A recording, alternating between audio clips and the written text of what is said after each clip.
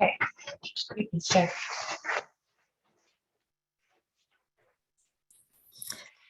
Good evening, Rabbi Bresinger. Hello. Oh, God. Good to see you, Sana. Good evening, everyone.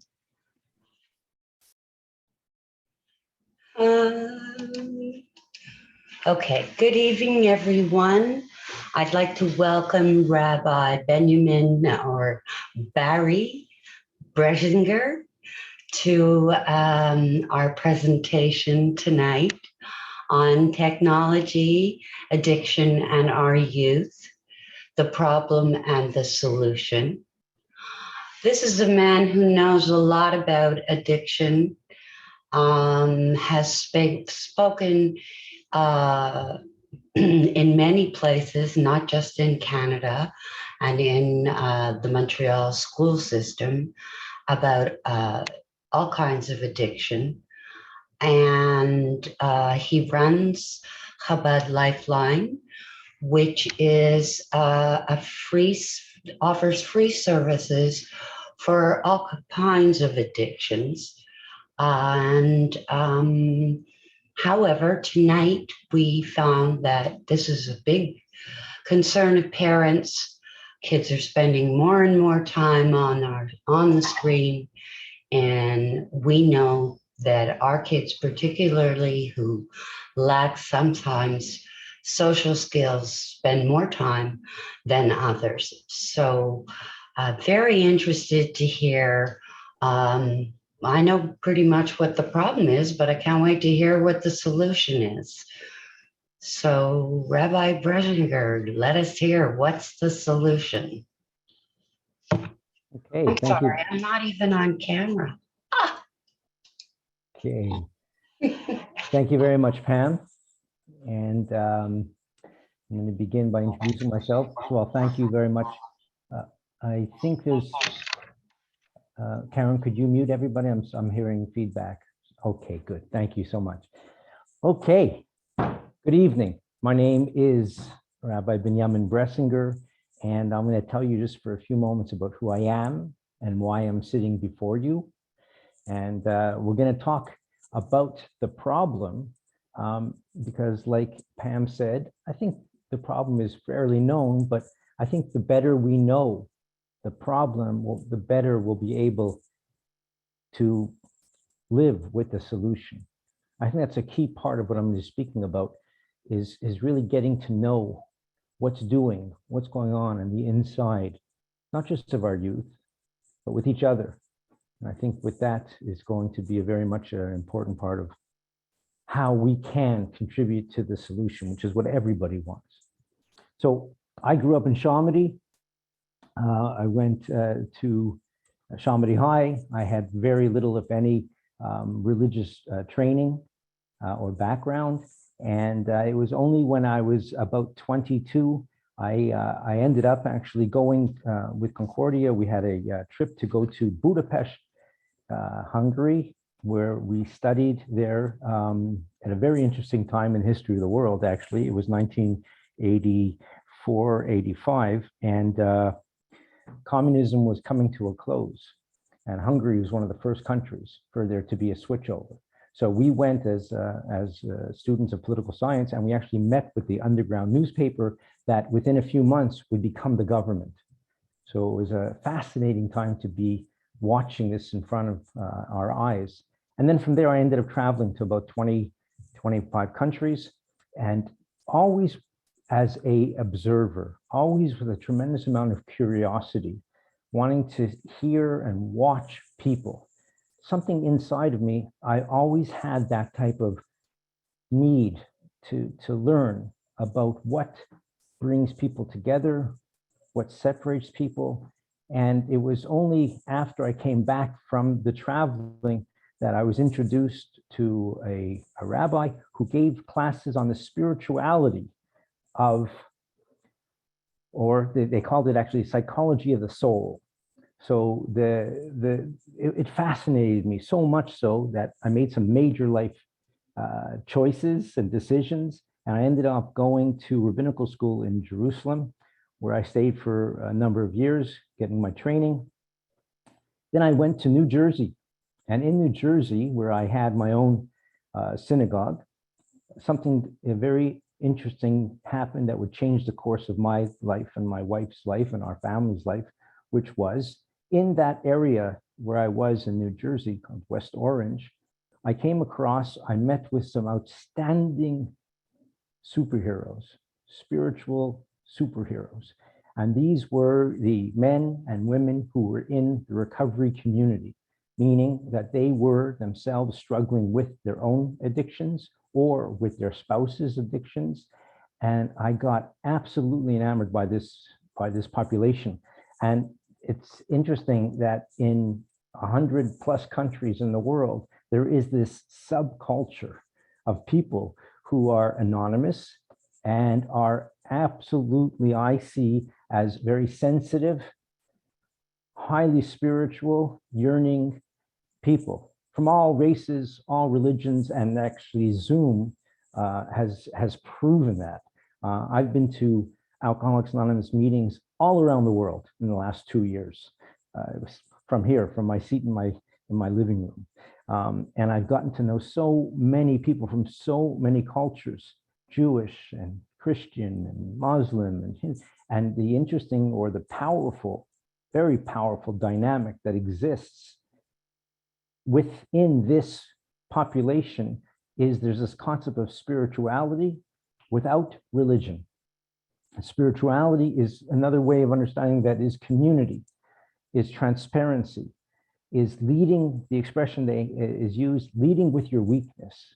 Weakness is not a weakness meaning something that you lack, but weakness in this case is what am I struggling with? And being transparent with that, as a matter of fact, leading with that. So go ahead and ask somebody in AA how you're feeling. And if you're in the right place, you'll get it. You'll find out how they're feeling. And for me, that changed the course of my life. From that point in 1991, I began to meet several more and more people in different cities around the United States. And my wife and I, my wife went back to school at that point. We had 5 children under 7 years old at that point. And so I would like to say me and my wife went back to school because we both were juggling and thank God she did an amazing job both in the home and raising her 6 children, meaning I'm one of them. And she graduated with a master's in social work from Rutgers University. And then her education began, where she would study under some great researchers and leaders in the codependency movement, which is the understanding or experiencing of relationships where there is a dynamic that will many times include an addict, married to an addict, a child of an addict, a parent of an addict. That's a different discussion for the next time I'm invited here, but that's what she developed. And she then was about to start a private practice. Actually, it wasn't even a private practice. As the wife of the rabbi at that point, she was counseling the people that were coming to our synagogue. And then I got a phone call and an answering machine. Does anybody here know what an answering machine is? Well, we got an answering machine in those days. They kind of went out with the phone booths. And the message I got on the answer machine was, I know you're doing a lot with addiction, you and your wife. We have an organization in Montreal. We really want to bring in a couple that is going to take it and run. What do you think? Do you want to do it? My wife and I looked at each other, and it was a Chabad organization. I had a Chabad house, which we can talk about. It's basically a social, religious institution. There's something like 6,000 around the world in just about every country in the world. And I was drawn to it, and my wife and I came here, and that was 2007. And since then, we together created a different type of organization. I'm going to argue it's the most unique in the world. And I don't know if there's any other organization that is a religious organization, nonprofit, completely funded through philanthropy, there's no agenda as far as religion, clinically sound practice, free, immediate, incorporates youth coming from places where there is addiction, homes, families, couples, families, different types of addictions, including process addictions, which we're going to talk about tonight. Process addiction, unlike a substance addiction, is you're not taking something in, you're not ingesting something, but it's the process of your mind and how it works as in relationship to a behavior. Because that could include gambling, that can include technology, screen, sex addiction. And so we look at the person coming in for help with alcoholism, and we want to find out what's going on besides. And I think that's where it's very novel. And the other part that I think is unique around, and you put all these things together, led by our clinical director, my wife, who is all about looking at supporting the family, primarily supporting the family. So in other places, and the philosophy has been for many years, that if you want to help the person with the addiction, bring the family in. The family will contribute to the success of the person who's in recovery from addiction. Whereas we look at it differently.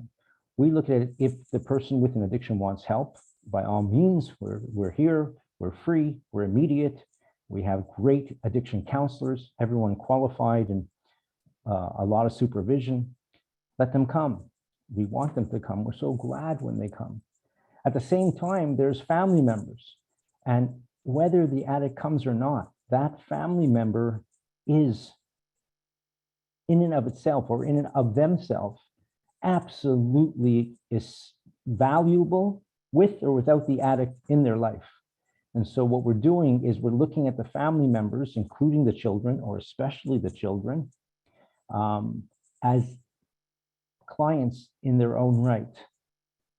And you'll say, okay, youth, absolutely, we have youth, because after all, they're at risk. I don't like the word at risk. Actually, it's probably not a word, it's at risk, it's two words. I don't like both those words. I have nothing against at and nothing against risk, but when you put them together and you're talking about youth, I have a problem, because that implies we're helping them now because later they'll be at risk. Our philosophy is whether they're at risk or not, right now they're suffering. Right now they're the hidden victims. Right now they're vulnerable, they're alone. And so our focus is very much in the now. Whether it's preventative or not, absolutely hopeful, but there's pain right now. And the tradition that I come from and that I'm taught through the teachings that I've am part of with the Chabad movement, the idea is we have a responsibility, each and every human being has a responsibility to alleviate suffering of every other human being, actually animal, in the world. So if I have the knowledge, even if it's minimum, and if I have the people, even could be one or two, and I can actually do something that can take away a touch of their suffering, then it's incumbent upon me as a citizen of the world, as one of God's creations, to do just that. And that's basically the philosophy that we're about. Now, if it's okay, Karen, I'd like to show a 40-second animation that's going to speak towards the problem of addiction. We believe addiction is the disease of the disconnect. The problem is what goes on inside of a person. The isolation, the trauma that an addict, his family, his kids are going through. The solution is connection. The opposite of addiction is engaging life. We're here to help people, families, get back on their feet. That's what we do here. We give people back their lives.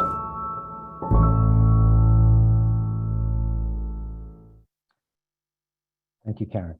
That says it all. The problem and the solution. If we make the problem about the drugs, about the alcohol, about the gambling, about the food when it comes to eating disorder, about the alcohol, about the pornography, about the technology, if we make the problem that, we're contributing towards the problem. Those things are the solution. Let me tell you what I mean. There was a woman, an amazing spiritual supergiant. And she came from a very rough background. And she says in her story, and she spoke her story at our Tuesday noon meeting. We have every Tuesday at noon on Côte St. Catherine, the corner of Lavoie, a experience that I invite anybody to take part in. She shared her story. Listen to what she said. She said that up until she was 12 years old, she remembers always being anxious, never feeling calm, never feeling comfortable in her own body. At 12, somebody gave her some scotch alcohol and said, drink. Without batting an eye, she said, sure. She took a drink. And listen to this. She says, almost 30 years later, she says she still remembers very clearly the sensation, the feeling of the scotch going down her throat. And all of a sudden, for the very first time, she sensed a feeling of relief, of calm, a soothing she never, ever knew could exist. She would then, for the next many years, be out of control. She had a child at 15 years old. Child was taken away from her because of her alcoholism and then at about the age, I think in age 30, she found us, thank God. And to this day, I think by now she's somewhere around, I'm not mistaken, about 20 years sober. And her daughter is in her life very much. And her daughter now is working on herself. So the point of that story is, I ask anybody here, and I think with this crowd, I don't even have to ask it, but I do with others. I would say to you, has anybody known an anxiety, a thick anxiety? Has anyone had a panic attack? Has anybody experienced that type of can't be in my skin? If you have, and then you had something to give you the immediate soothing, who wouldn't do that? I definitely would do that. I would do it over and over and over again. And that's why that became the solution. And for her, she says clearly, she was going to kill herself. She knew that. At 12 years old, she knew that. And the drinking actually kept her alive. So clearly, that's not the whole solution. Of course not. But the problem is not the alcohol. And we know from experience, campaigns like Just Say No by Nancy Reagan in the 80s didn't work. We know for a fact that prohibition actually gave rise to increased alcoholism. So we can't make it about the behavior or the drug. We're missing the point. What is really the problem then? It's the inner terrain of a person. The inner terrain, the inner world, what I'm going to call the spirituality of a person, the spirit. As a matter of fact, Carl Jung one of the leading psychiatrists in the time of Freud, a student of Freud, and he differed with Freud, basically quoted in a letter to the founder of Alcoholics Anonymous in 1951.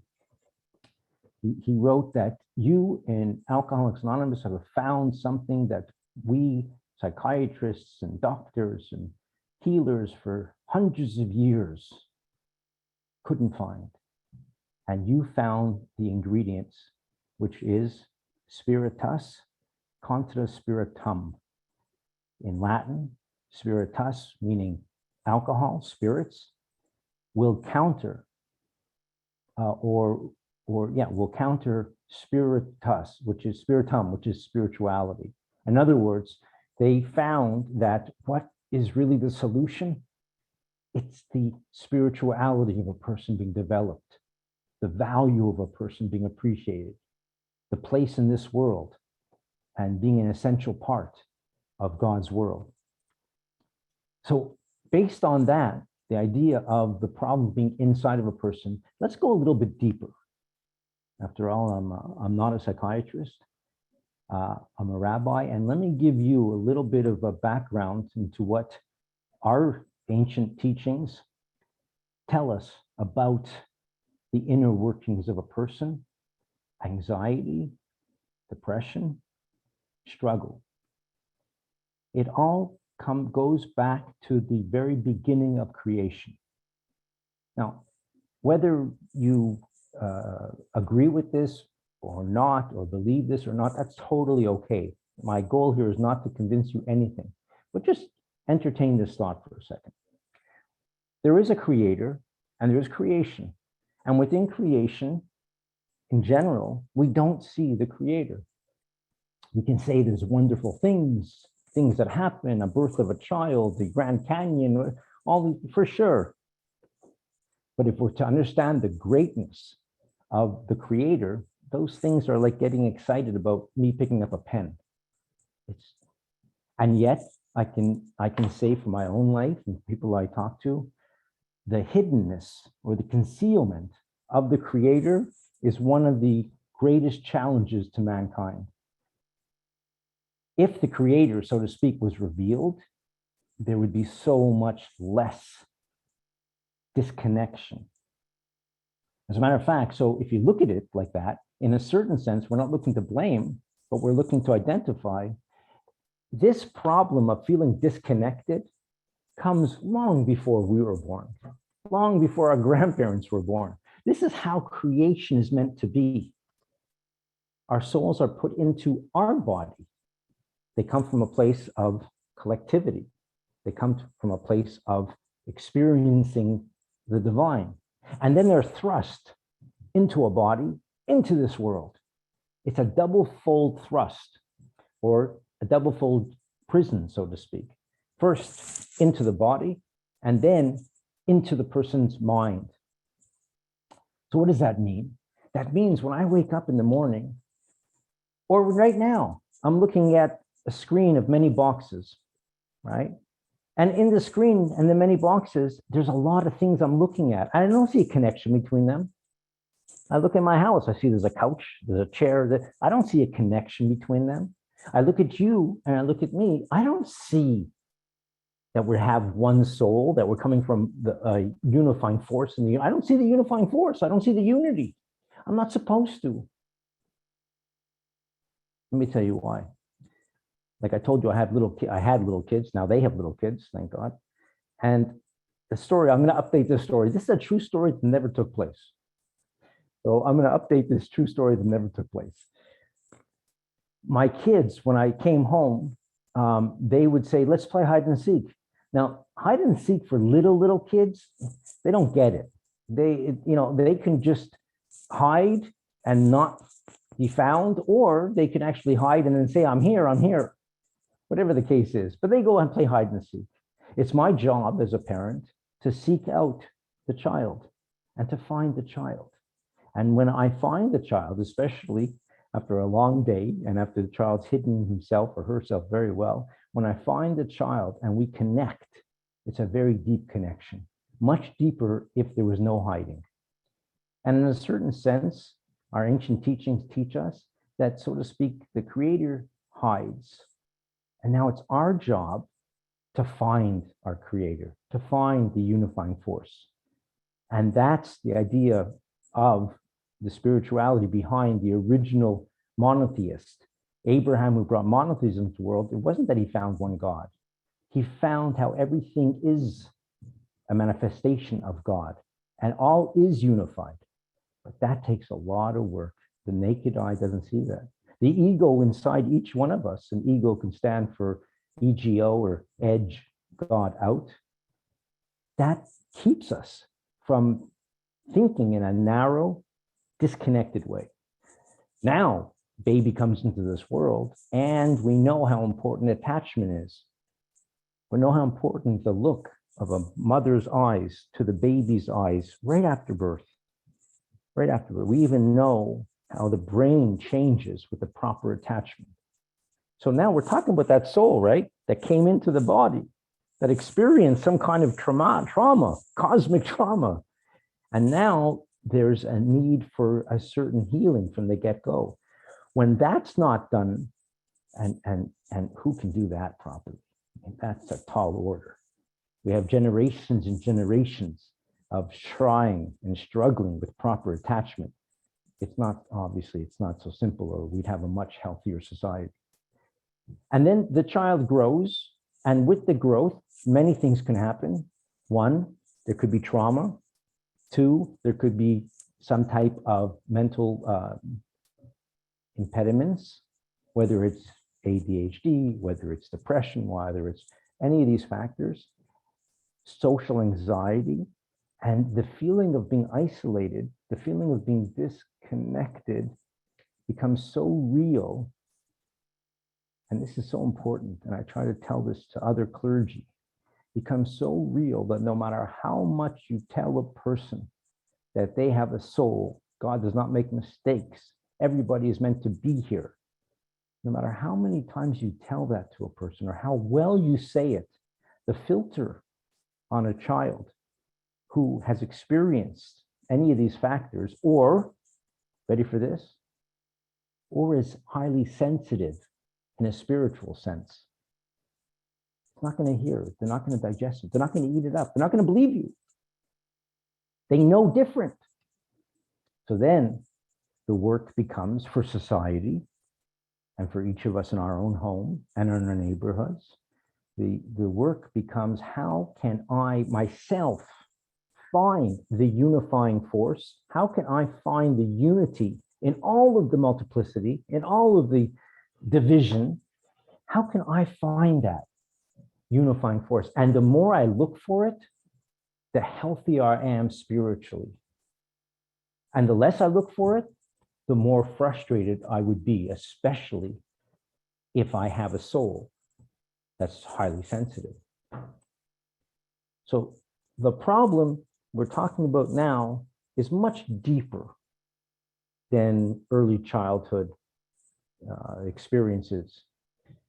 Nevertheless, and by the way, there's a doctor named Abraham Tversky. He's written like 60 books. He says that each of his books are the exact same thing with just different titles. He's a psychiatrist who specializes in addiction. He's a rabbi. He's a teacher of mine. He's passed away just 2 years ago, or 2 or 3 years ago. He was a teacher of mine some 30 years ago. And he said one thing he's learned in all the years, and I think he was in practice for close to 70 years, somewhere in that area. One thing he's learned when dealing with people with addiction is, in fact, they are special in their connection to the spiritual. Uncompromising, they need to have that connection. They can't live without it. Very powerful if you think about it in context with what we just said. So that's the problem. Now, let's talk a little bit about the solution.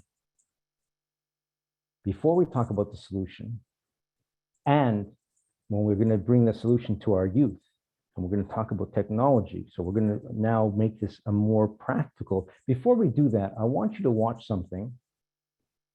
It's 6 minutes long, and we produced this movie very much based on my life. And what I mean by that is in my family, I had a brother who's passed away, who he was 5 years, 6 years older than I was. And he had full-blown manic depression, as well as addiction. Many times they go hand in hand. And I, as a 12-year-old in my home, when he was 17, witnessed something that it's very hard for children to witness and to process, which is the helplessness, unmanageability, especially of their parents. So let's go to this video. It's going to show you a little bit about what goes on in the home where there might be addiction. Karen?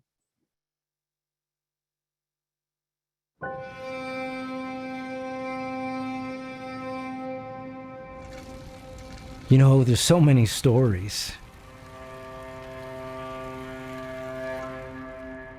When Dad lost his job, we had to move into a new place.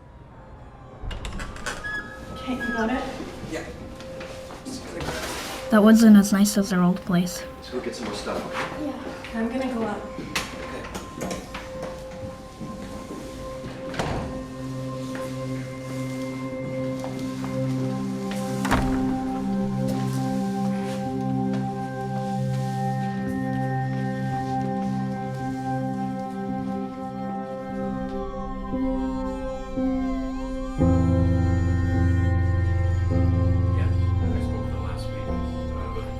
My dad was trying to find a new job.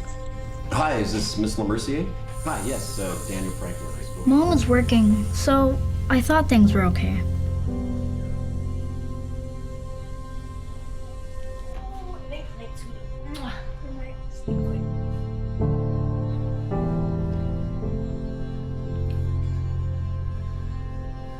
Okay, so it's been filled.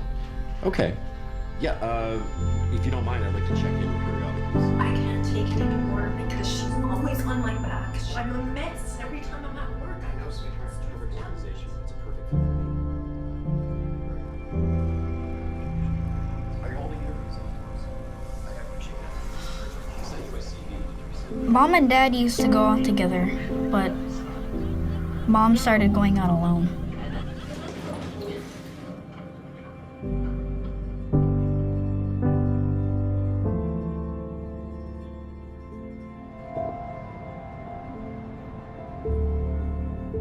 Once Dad had to get her with his car, he said it was like an emergency.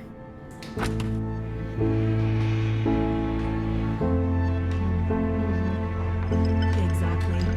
Yes.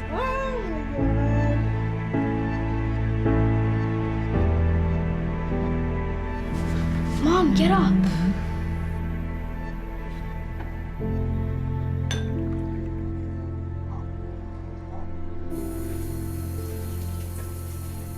Before, Dad could do anything. But then, Dad pretty much checked out. Dad? Are you okay? Sometimes my mom would call. Hello? It's Mom. I'm sorry. When it got really bad, it felt like they didn't even see me. I could hear everything they said. Oh, shut up! Get out of my face! I'm looking for a goddamn job, and you're out there running around just So now you're going through my house. Yes, I am. I don't know. You're spending money on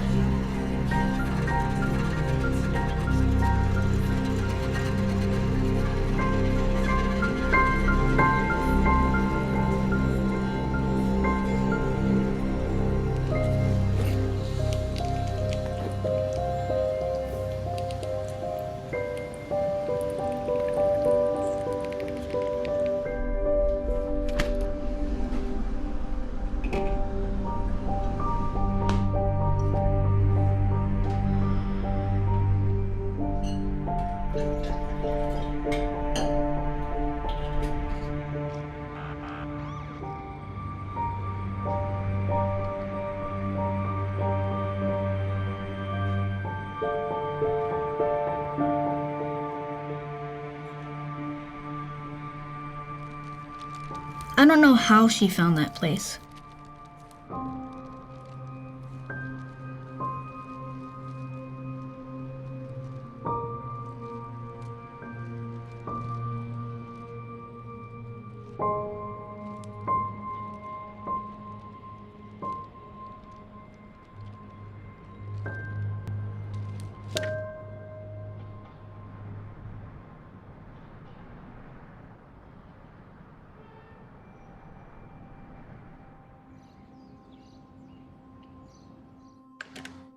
How can I help you today?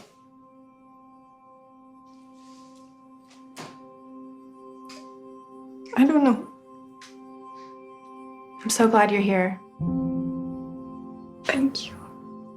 Chabad Lifeline is different than other addiction centers in many ways. One is that we're immediate. There's no waiting list. I feel so ashamed. There's nothing to be ashamed of. It's really brave that you came. This is the first step. Okay, thank you. The thing that I'm most proud of is so many people tell us that this is a warm, non-judgmental, welcoming place, a place they didn't expect, and a place that gives them such a sense of relief and comfort. She said they put her on a program. My wallet. I have no idea. Later, we all started going together. There would usually be this screaming. Here we understand that everybody needs support. There are children of addicts that need support, spouses.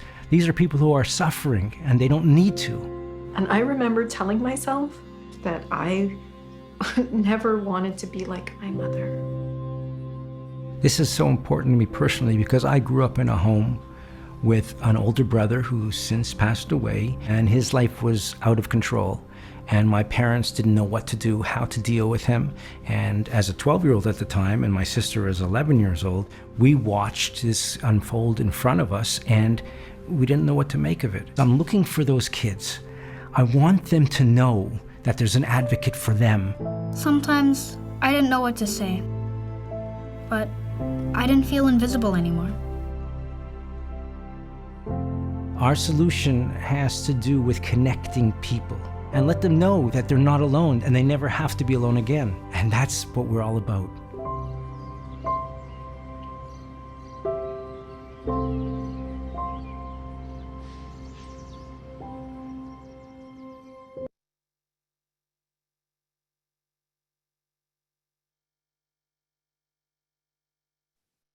I muted you, so you'll have to unmute yourself. Thank you very much, Karen.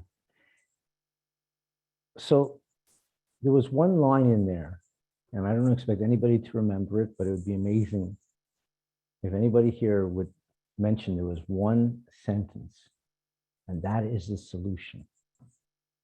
Anyone have any ideas? You can maybe put your hand up and we can unmute you. Okay, Pam, what's the one sentence, just a few words? What was it? Pam, you have to unmute yourself. Connection.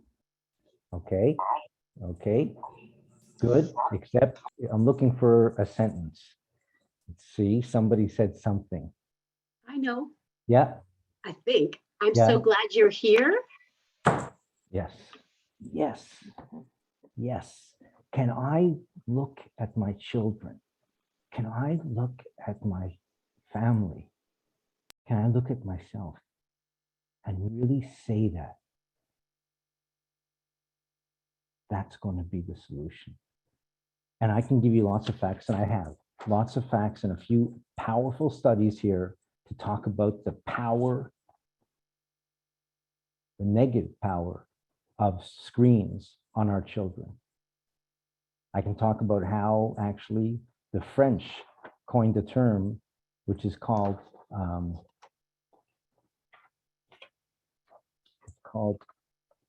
virtual autism, referring to children who are socially withdrawn as a result of screens.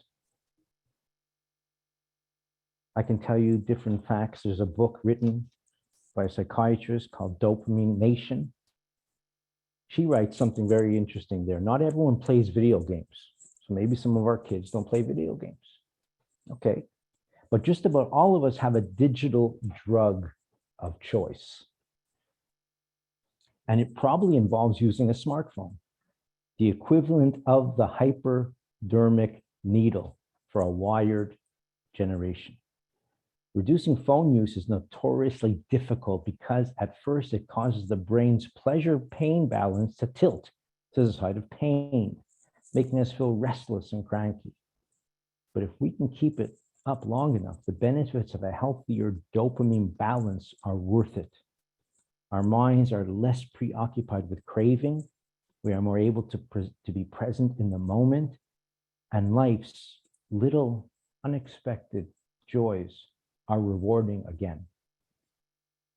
So the answer is clearly connection. The answer has to do with what I said back. What interested me so much when I was traveling, I was very curious.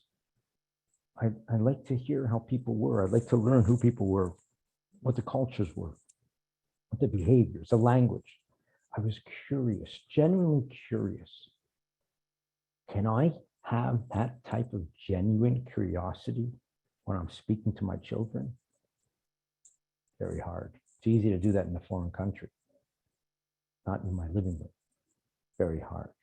But that curiosity, there's an amazing statement I learned.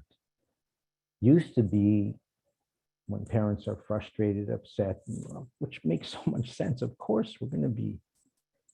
We might even think and might even say, "What's wrong with you?" Anyone ever heard that? What's wrong with you?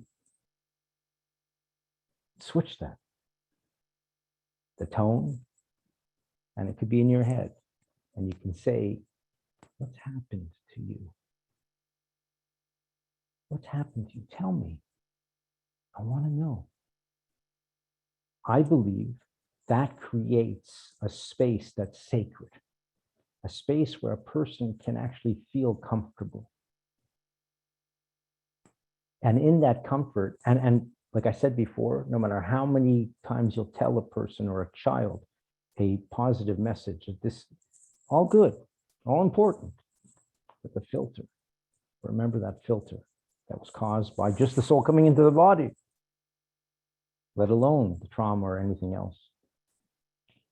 That space that we can create through being genuine, and I believe, at least for me, it's got to start with me. I've got to be able, if I make a mistake, if I say something wrong, if I do something wrong, I've got to be able to react inside my own world and say to myself, what was that all about? That's interesting. I tell you something, this is a side point, but it's really powerful. I have a few grandchildren who live right around me. I take them for walks, right? Give their parents a break. I take them for walks. And you know what we do on the walks?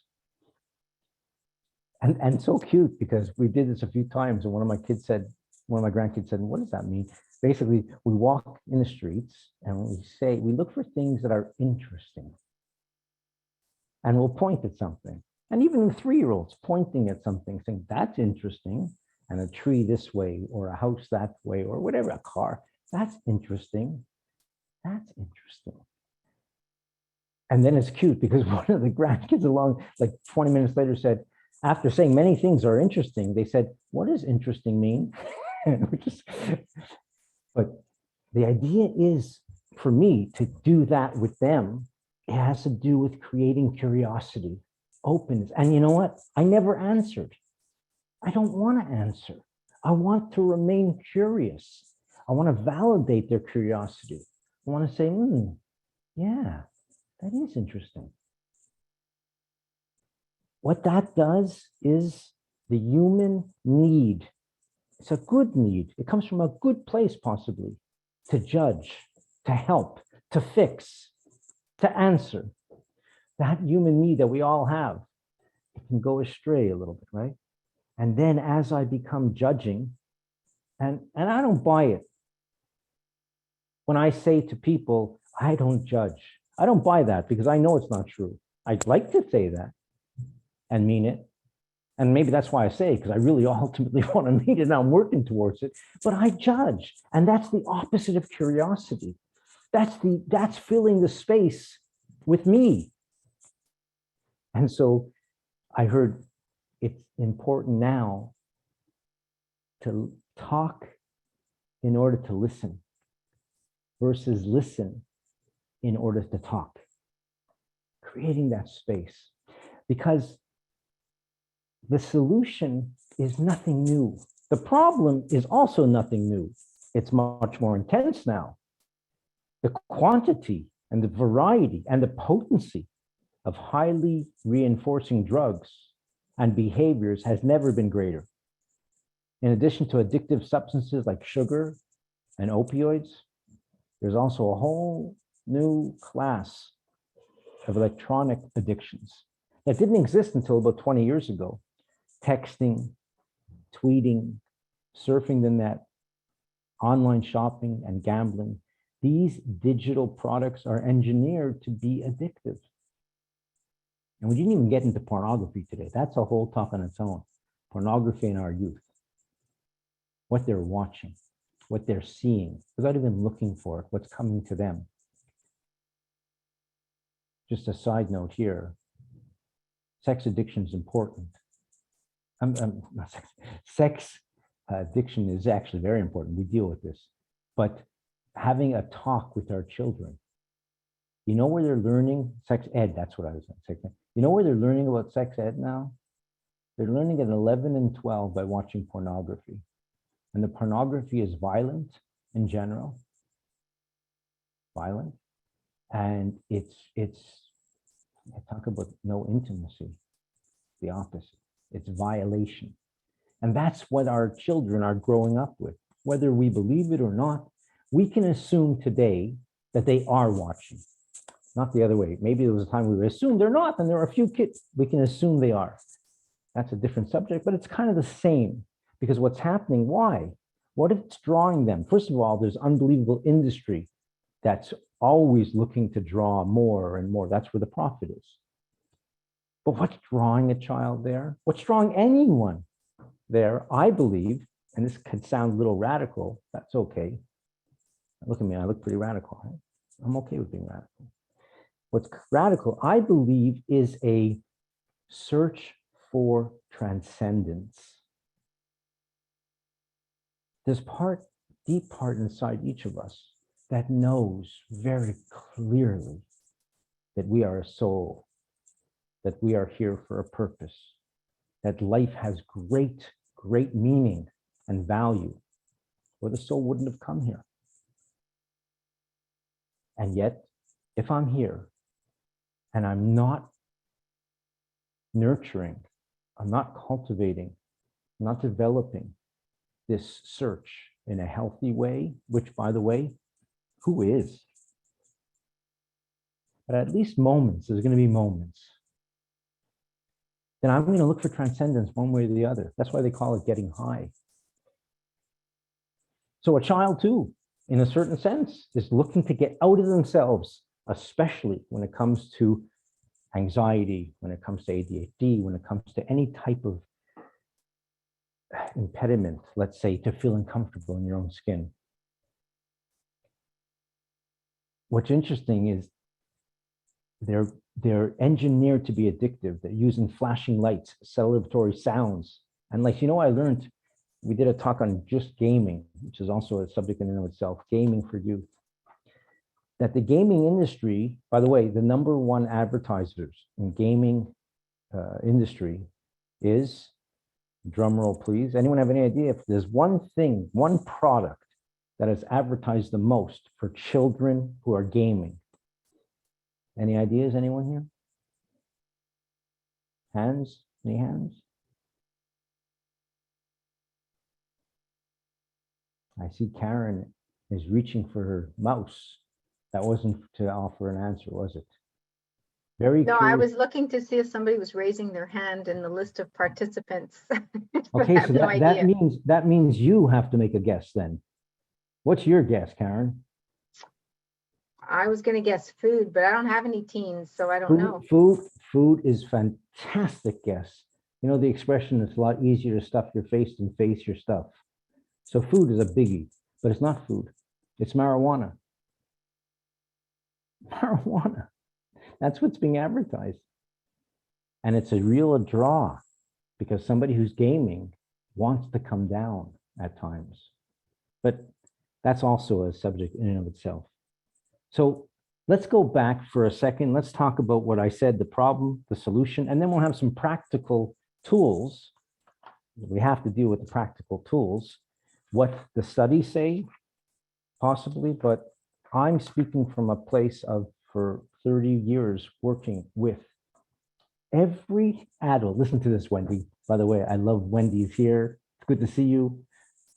Wendy and I in 1982 spent 4 months or 5 months on a kibbutz with a group from Dawson. And Wendy has not changed. She looks exactly as I do. That's how I look, right? Anyway, that's a side point. So what was I saying? Wendy, you got me all famished. I was saying that if we look at the problem and see what it is, and then we move towards the solution, we're going to see something astounding. The solution has always been there. Always been there. And the solution is, let's go back to the very beginning of the talk. Let's go back to the beginning of creation. What was the point? This is also a separate discussion. I'd love to hear your views. What was the point in creation? What the heck is going on? What is he, she, it thinking, creating this world? What does he, she, it want? Ready for this? Linda, you ready? Pam, tie your shoes because your socks are going to fly. What does he, she, it want in creating this world? A home here. What does that mean? I would go on a trip. I'm not even going on a trip. I might go to the store for a few minutes. And there was a time when my kids were so little, they would all make signs. Welcome home, Dad, welcome home, miss you. Anyway, I loved it. I came up the stairs and I saw these great signs that, interesting, the 2-year-old would spell things. It was my wife's handwriting. Anyway, welcome home, welcome home. You know what happened there? That house that I think I own, but the banks really own, that house just became a home. And that's where I want to be. I want to be in a home where we can say, so glad you're here. That's the solution. How do you do that with all the craziness around? One look at a time. One movement of your eyes, of your ears, of your face. One thing we saw with the masks that I saw in the work we do and in my personal relationships and stuff, what did the mask force? The mask forced us to look each other in the eyes. Very, very powerful.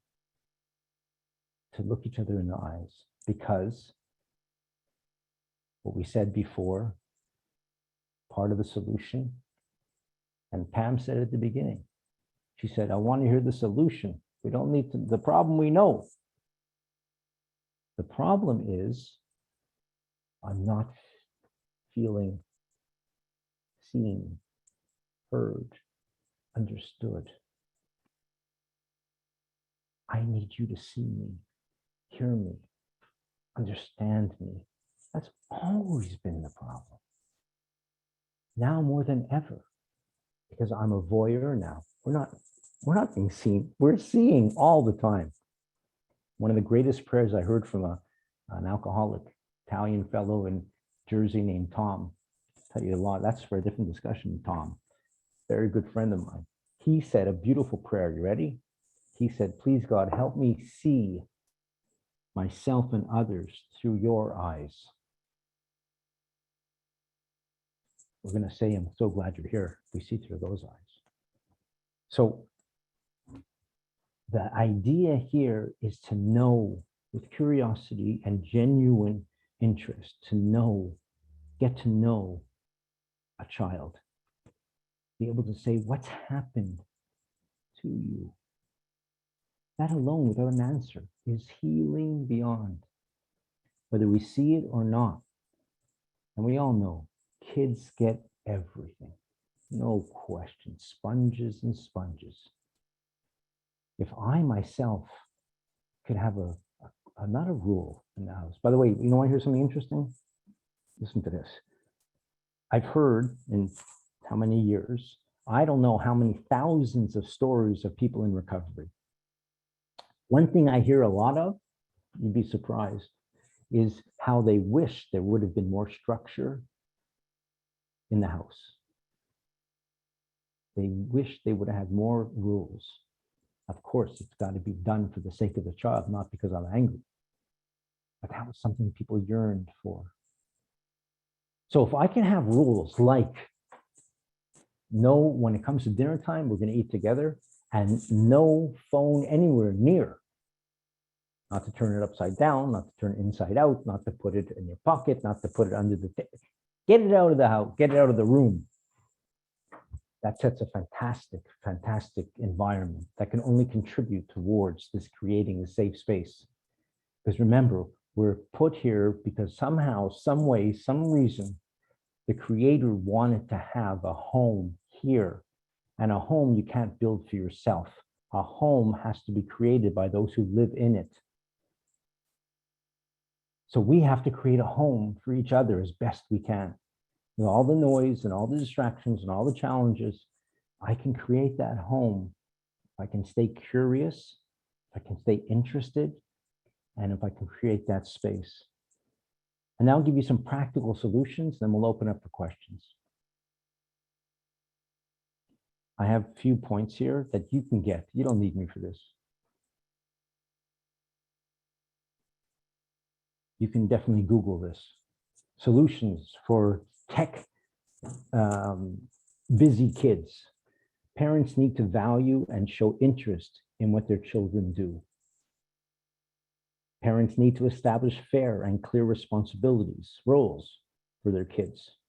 I had a son-in-law. First son-in-law. He made me into a father-in-law. I'd never been that before. And we had them over for one of the holidays, and I remember, and our sink got backed up big time. So what we had to take, no, the other way around, sorry. The toilet, even worse, the toilet got blocked big time. So somehow what we had to do is pour water, I don't know why, but we had an assembly line of my kids and the new son-in-law working on this problem. And I can tell you there was something generated there that was very special. So having tasks, having cooperation, having jobs, roles for their kids. Parents need to be mindful of their own screen time and of the fact that even having their phone out can diminish the perceived value of their interactions. Very young children need to avoid interactive screens entirely. Mesmerized. I don't know about you, but I grew up on the Flintstones. I grew up on TV. That's when I grew up on. So you can say I was watching TV and okay, so they're watching screens. Major difference with the screens if they're interactive, a game, when they touch this and they get immediate, that creates a concept called what they're calling now in the science of addiction, being mesmerized.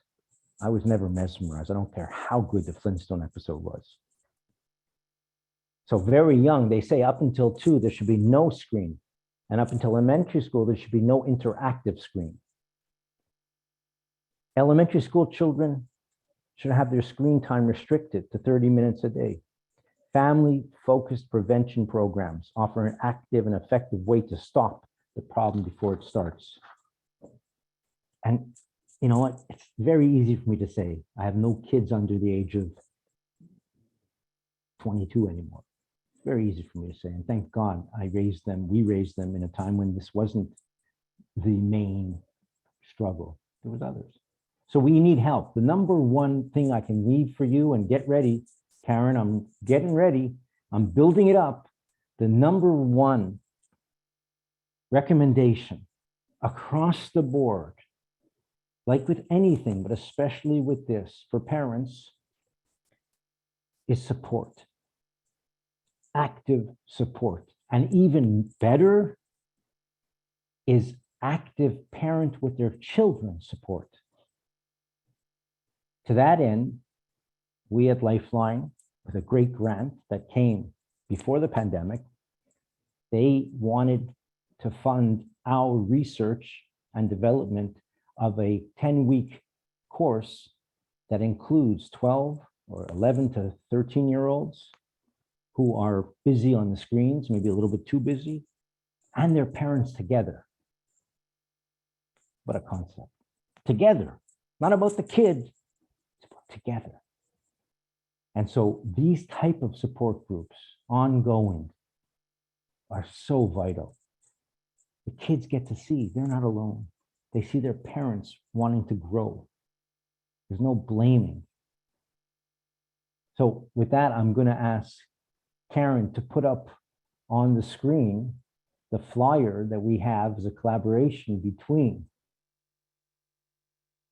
Chabad Lifeline and the Montreal Learning Disability Center. And it's starting in January, I believe. Yeah, Linda, January? When's it starting? Yes, January 19th, 2020, 2022. 2020, I wouldn't be advertising it. There's no cost for this service, but space is limited. So if it's this one or another one, the idea is the healing comes with others in similar situations, sharing openly and honestly and getting guidance. However you can find that, just to know that as bad as it sounds, as far as tech and screen and all these things, we've had the solution from the beginning of creation. We know that. And that is creating a home, a safe space in your heart, in your children's heart. And with that, we know we will have divine assistance, because after all, that's what the Creator wanted. Thank you. Let's open up for questions. I think we went over 5 minutes. So I owe you that 5 minutes. How do you want to do this, Karen? How do you want to do the questions? Well, there's a couple of ways. You can either send your questions in through the chat, or you can just start talking, or you can raise your hand digitally and I'll call on you. But there was a question before while you were talking that she asked her sons who were 11, Vanessa de Pisa, how is it that there's ads showing through the video games? She says her boys are 11 and they say they don't see any. And is it possible that it's because the ads are not blatant? Yes, and that could be a good sign. It could be the kids are not as developed into the world of gaming. But the honest truth, I don't know. I just know that the number one revenue for gaming comes from the legal marijuana industry in the last 3 years in gaming. So the floor is open. If anybody wants to, you can unmute yourself anytime you want.